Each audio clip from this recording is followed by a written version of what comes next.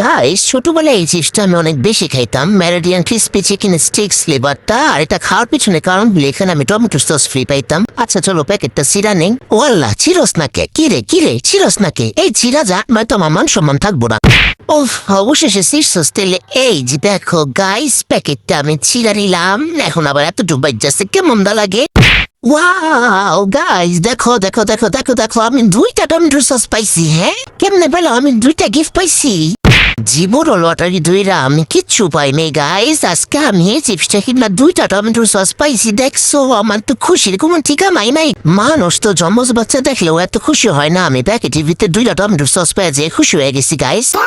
আচ্ছা থাকবে এখন আমি টমেটো সসের প্যাকেটটা ছিঁড়া নেই। এই এই এই এই এই চিপস না দূর প্যাকেটটা চিপতে পারি না, এখন টমেটো সসও চিপতে পারি না। কেমন দা লাগে, মেজাজটা খারাপ হয় না গাইস? কই রে আমার কাল্লা কাচিরা কই? এই যে আমার কাল্লা কাচি আইসা পড়ছে। এখন আমি এই কাল্লা কাচি দিয়ে আমি প্যাকেটটা ছিঁড়ে নেবো। এ কি হলো, এতে সস বেড়ে গেল।